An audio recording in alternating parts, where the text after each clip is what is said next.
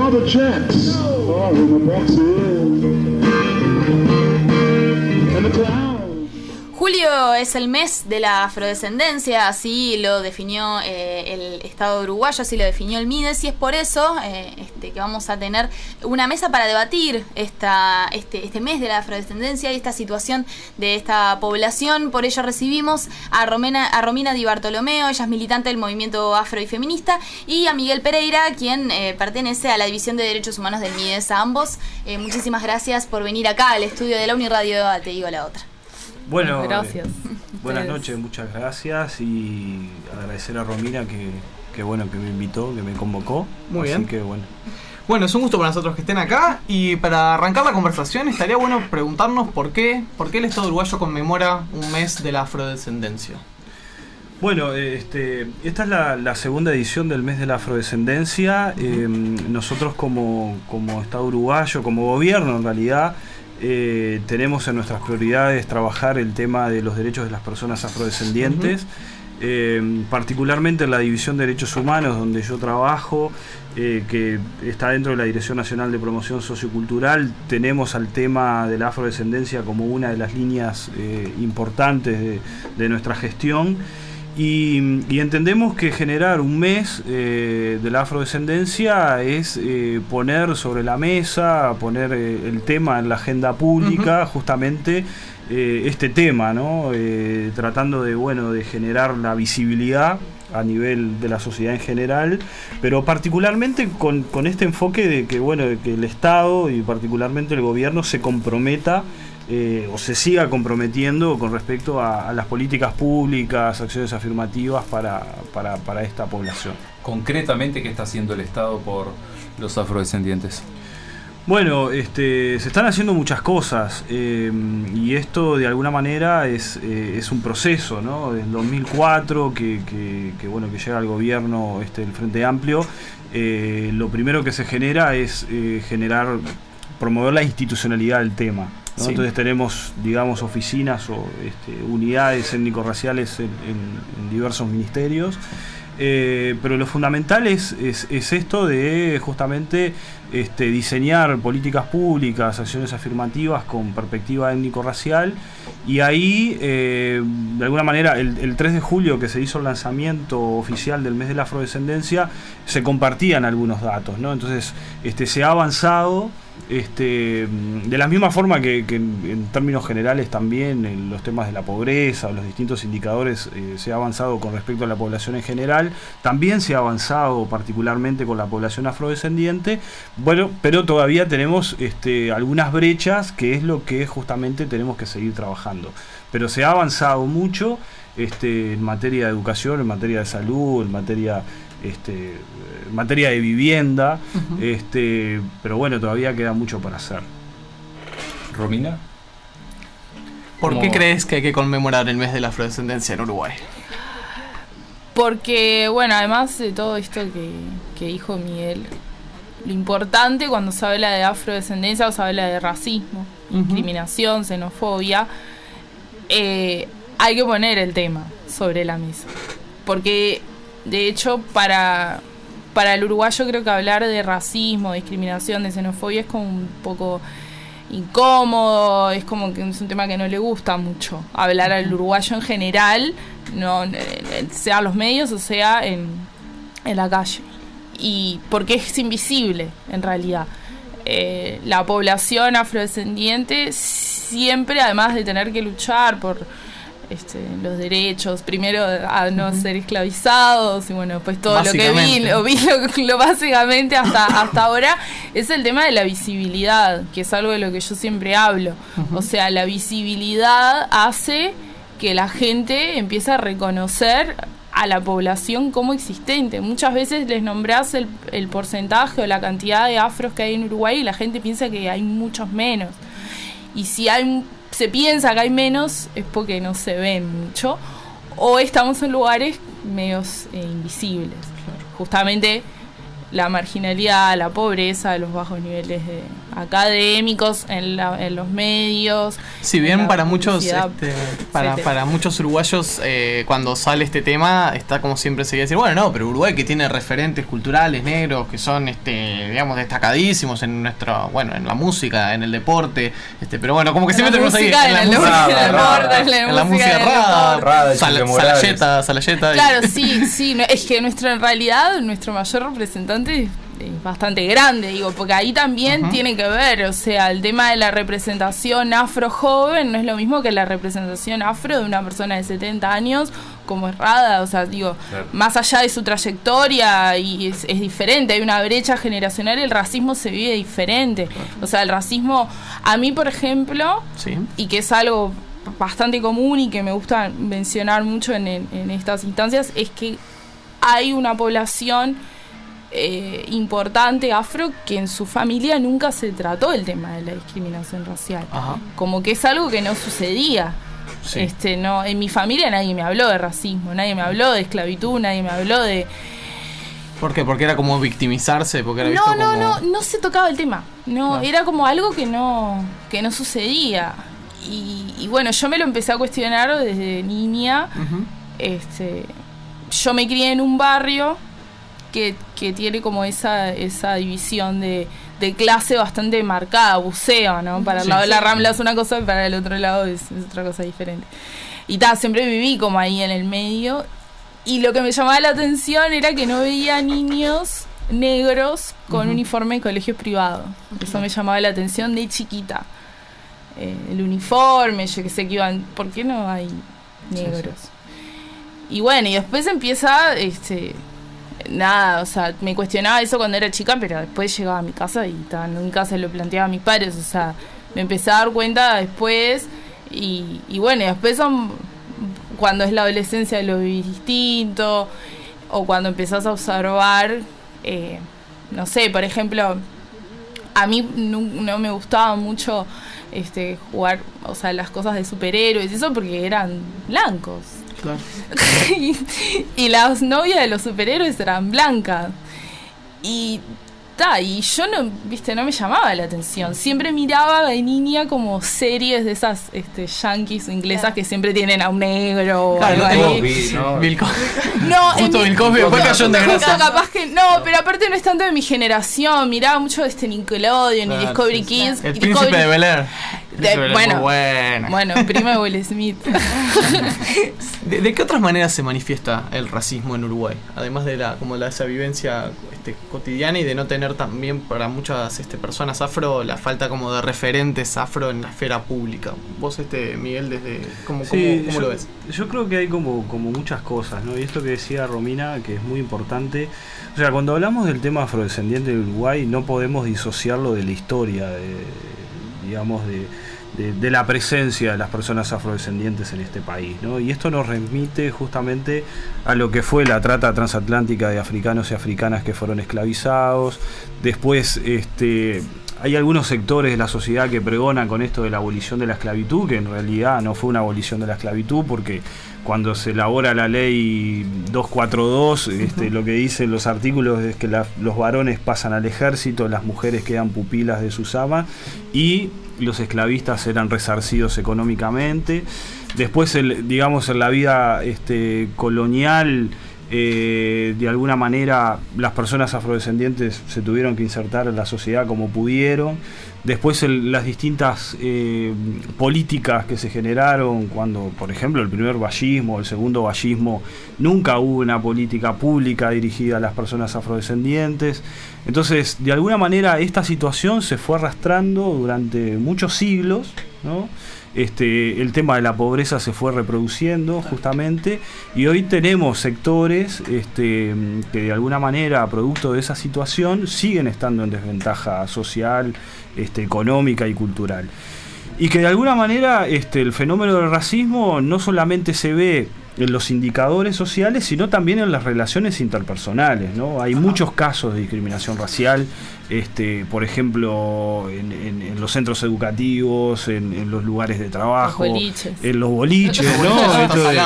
Esto hemos visto mucho en los últimos años. De no dejar entrar, ¿no? Personas. Hay muchos casos. Hubo un caso que fue muy difundido, que además era una diplomática, la embajada de Estados Unidos, que fue un boliche y no la dejaron entrar porque era negra, ¿no? Y bueno, todo lo que pasó con Tania Ramírez, ¿no? Y en un lugar donde yo particularmente lo experimento es en lo que es tema aduanas, y eso me pasó una vez de tener un incidente en Buenos Aires y no tenía documentos porque me los habían robado, y yo necesitaba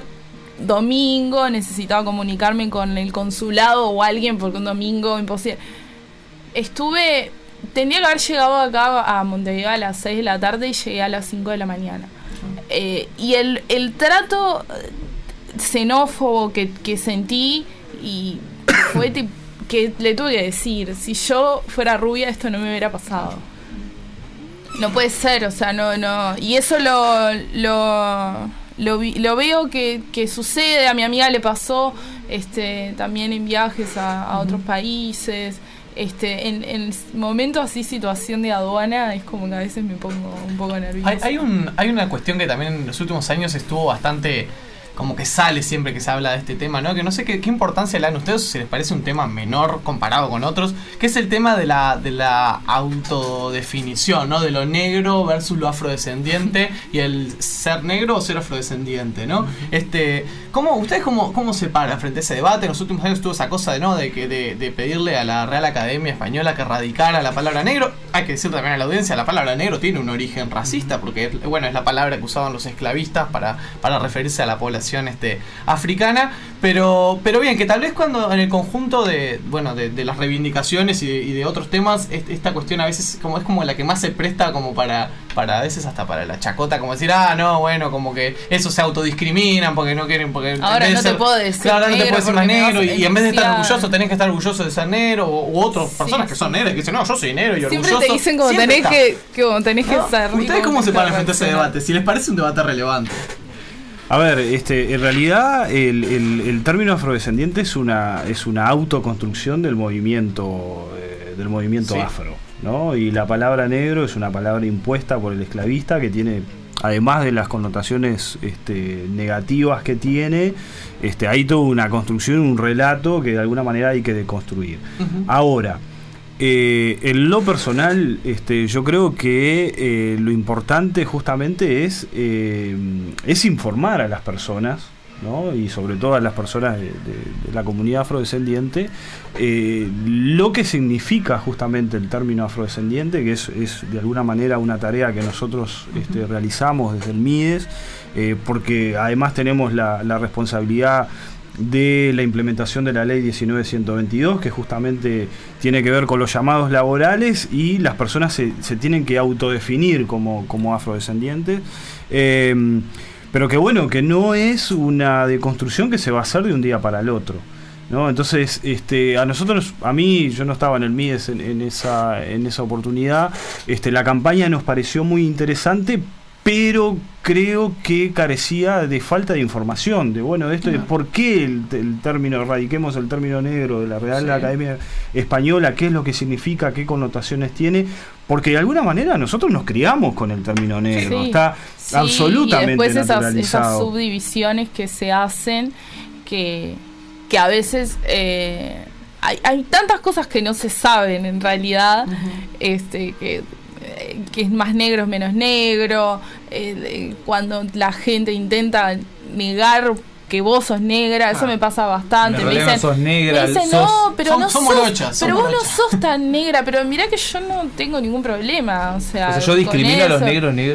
Es tipo, esas cosas que también están como en el imaginario colectivo, y esto del tema de soy negro, afrodescendiente, obviamente sí es una construcción que además también abarca lo cultural, ¿no? Que eso es muy importante, porque lo que es culturalmente, los afrodescendientes ha sido, digamos, el legado que hemos podido dejar. Siempre me gusta aclarar, porque siempre es como que se relaciona pura y exclusivamente con lo genético, ¿viste? Como que tenemos un gen para hacer música y para correr 400 metros y es lo que pudimos hacer. Bueno, pero ya en el siglo XX la discusión genética quedó bastante saldada, ¿no? Con la cuestión de que, bueno, sí, bueno, eso sí. De que raza es la raza humana y que pero no hay ningún gen que... pero te dicen, bueno, pero vos debes bailar bien. ¿Viste? Hay una discriminación como extraña, y yo tengo a mi abuela que lo dice con la mejor intención, pero siempre dice, son tan simpáticos. Sí. Bueno. Que en realidad es una forma, ¿no? Sí. Tremenda, es una forma decorosa de... El prejuicio también puede tener a veces connotaciones positivas y negativas, sí, está.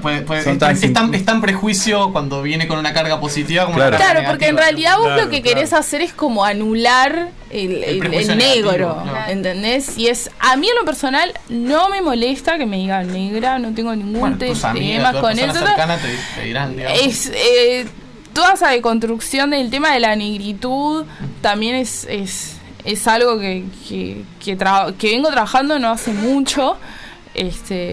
Lo me manifesté el año pasado con las trenzas, por ejemplo, y todo eso de la aceptación, ¿no? Porque también esto que yo te decía como chiste de que miraba los dibujitos y eran todos blancos y todas esas cosas, en realidad pasa con el modelo estético de belleza, ¿no? Lo que se nos exige a las mujeres.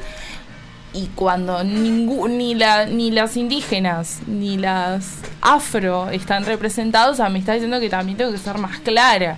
Y ahí empieza todo el tema de... Bueno, en algunos países se da el tema de las cremas, pero acá es como todo el tema del laciado, ¿no? El del pelo nuestro, siempre como tratar de disimularlo de alguna forma. Sí, te quería preguntar cómo articulabas vos tu pertenencia al movimiento afro y el feminismo, porque pienso que si una mujer en Uruguay la tiene complicada, una mujer pobre la tiene más complicada, una mujer pobre y afrodescendiente o negra la debe tener muy difícil. Sí, claro. A ver, quiero aclarar que no estoy institucionalizada en ningún movimiento, ni feminista, ni afro. Simplemente manifiesto mi activismo a través de las redes y el tema de yo trabajar en la moda y eso también, la exhibición esa que me dio la posibilidad de hacerlo más público.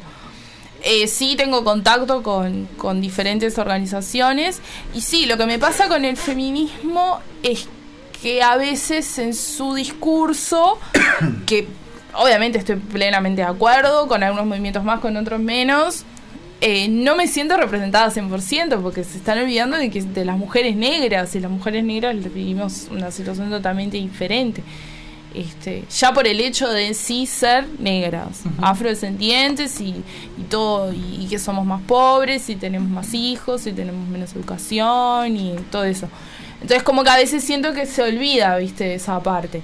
Pero creo que también es una cuestión de mira lo que decía Miguel, nosotros estamos como construyendo un nuevo negro, un nuevo afrodescendiente activista, que cuenta, que habla, que informa, porque también es un trabajo de información y de cosas que yo he tenido que investigar por mi cuenta, porque la enseñanza institucionalizada no me habla sobre África, no me habla sobre, más que nada, la visión del esclavo como básico, pero no como era... Bueno, historia universal, historia contemporánea es la historia de Europa, siempre. Sí. Exacto, y en la escuela, y después, yo decidí seguir ciencias sociales y ahí es como que te empezás a investigar más, pero muchísimas cosas que yo no sabía, que me estoy enterando y me sigo enterando.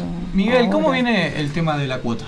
¿Cómo viene trabajando desde el MIDES con el tema de la cuota para afrodescendientes en los concursos al Estado?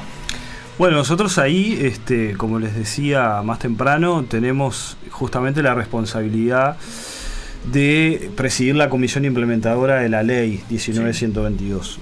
Que la ley es bien interesante porque establece como varias cosas. Lo primero, en su artículo 1, reconoce que la trata transatlántica de africanos y africanas que fueron esclavizados fue un crimen de lesa humanidad. Es la primera vez que el Estado reconoce eso.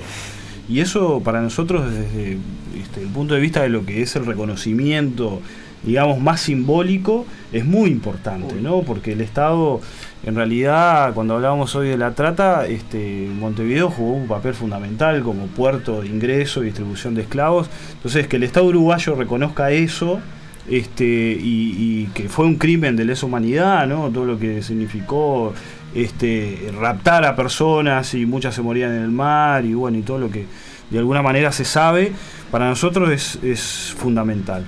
Y después el artículo 4, que establece el 8% de cuota para los llamados laborales en todos los llamados, y el artículo 6, que también establece cuotas para los sistemas de becas, nosotros ahí estamos trabajando, yo te diría que de una forma bastante sostenida, en el sentido de que, si bien el último informe que salió de la Oficina de Servicio Civil da cuenta que ingresaron menos personas afrodescendientes en el 2016, lo que nosotros rescatamos es que de 13 pasaron a 19 organismos que cumplieron, que aplicaron la cuota, no llegaron al 8%. Tampoco va a ser fácil porque se tienen que presentar, no es, digamos, pero además no es sencillo, personas, porque el Estado se conformó justamente con una visión eurocéntrica, donde poner una cuota en la operativa, la cuestión operativa,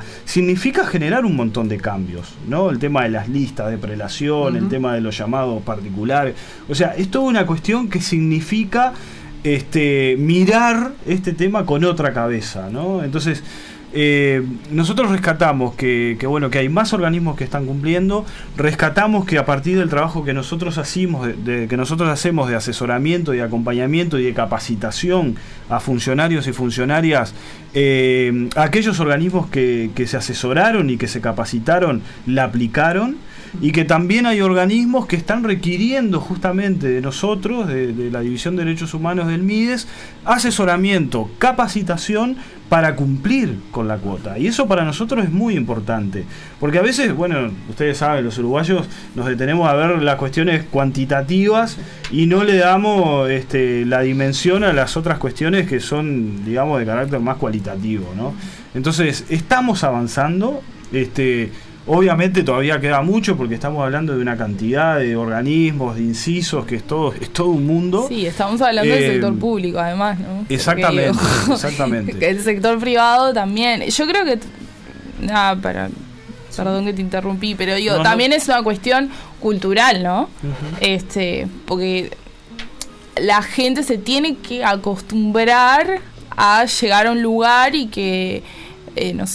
la persona que lo atienda sea una persona afrodescendiente, y obviamente que la idea es seguir subiendo escalones, ¿no? Que no solamente sea la persona que te atienda, sino también mejorar el tema académico, o sea, es una cuestión también cultural, y que se puede hacer de forma coercitiva, como se hace con este tema de las leyes y qué sé yo, pero también tiene que haber una cuestión social y cultural de cambios, porque aparte no solamente son los afrodescendientes uruguayos, ¿no? Sino también es la cantidad de inmigración que ha llegado, sobre todo del Caribe, República Dominicana, Haití, esos lados, que la población es afro, y que además africanos también, que también tienen ese plus de que son de otro país. ¿Qué va a estar pasando y qué está pasando este mes de la afrodescendencia? Como para ir cerrando, ¿qué actividades quieren? Este mes está destacar? pasando de todo, y la verdad que estamos muy contentos en realidad, pero ahí capaz que mañana el Parlamento. Mañana en el Parlamento hay como dos cosas. A ver, ¿qué hay? Se ratifica la Convención Interamericana contra el Racismo, que es un proyecto que venía dando vueltas hace mucho tiempo en la OEA. No existía. A ver, nosotros, para de alguna manera demandar sobre casos de discriminación racial, teníamos que llevarlos, si en el Estado, digamos, no hay resolución, a Naciones Unidas, ¿tá? Porque en la OEA no había un mecanismo. Estaba en la Comisión Interamericana. Faltaba esa instancia exactamente. Entonces tenemos una convención que de alguna manera la idea es que regule todas esas cosas, y en el caso de Uruguay se va a ratificar mañana en diputados. Y también va a haber un homenaje en el marco del Día Internacional de la Mujer Afro-Latinoamericana y Caribeña, a las compañeras que participaron por primera vez en la red de mujeres afrolatinas, que además fueron fundadoras y fueron uruguayas, como Beatriz Ramírez, como Vicenta Camuso, y además hay un homenaje a Afrogama, que es un coro de mujeres afrodescendientes que además de cantar, el mensaje que ellas dan justamente es contra la discriminación, contra el racismo. Y después 13, 14 y 15 la Intendencia, la feria del Afro Expo. Van a poder comprar y ver diferentes artesanías que hacen también las artesanas, que son las afroartesanas. Ellas también tienen su colectivo, son mujeres afro, pero que se dedican a la artesanía en distintos rubros. Después, en realidad deberíamos dejarles la agenda con todo, porque son muchos datos. La compartiremos en nuestras Premios redes sociales. Amanda Rorra 25, pero antes tenemos en el interior también. En el seminario debate Quilombo 2017, que lo vamos a hacer en Rivera. Y este año... Es el departamento con más afrodescendientes, Rivera, ¿no? Sí, no, Salto. No, es Salto y Cerro Largo. Y después está Artigas y Rivera, y después viene Salto. Rivera está como en la línea de Salto. Y ahí vamos a hacer el seminario de debate Quilombo, que en esta oportunidad se van a abordar 3 temas de forma simultánea. Uno es todo lo que tiene que ver con territorio y frontera, otro es política pública y acciones afirmativas, avances y retrocesos, y la tercera mesa tiene que ver con esto que decía Romina, que es la parte de responsabilidad social empresarial y el sector privado, ¿no? Vinculado al tema afrodescendiente. Y después el 24 vamos a hacer una jornada de trabajo con la Oficina de Servicio Civil, justamente para analizar todo esto de la ley, que está dirigido a funcionarios y funcionarias de recursos humanos. Después el 31 hay una actividad que son las jornadas académicas. Y antes de eso hay otro. En el CCE también hay. Arrímense que está bueno. En el Centro Cultural de España, mirá qué significativo. Que en el Centro Cultural de España y esto que siempre les presta lugar. Ellos realmente, de verdad, muy buena onda. Se sienten culpables, jamás. Y hay un homenaje a los artistas afrodescendientes de la diversidad sexual en la sala Bá Ferreira el 13, que también lo organiza la división, que me parece una cuestión importante porque es la primera vez que se hace un reconocimiento. Una interseccionalidad. Le mando un saludo a Delfina Martínez, a militante trans, afrodescendiente, capa total, crack. Muy bien, vamos a estar compartiendo entonces la agenda de este mes de la afrodescendencia. Y les agradecemos mucho a Romina y a Miguel por este tiempo acá en la radio de la universidad. Te digo la otra, la política dicha desde otro lugar.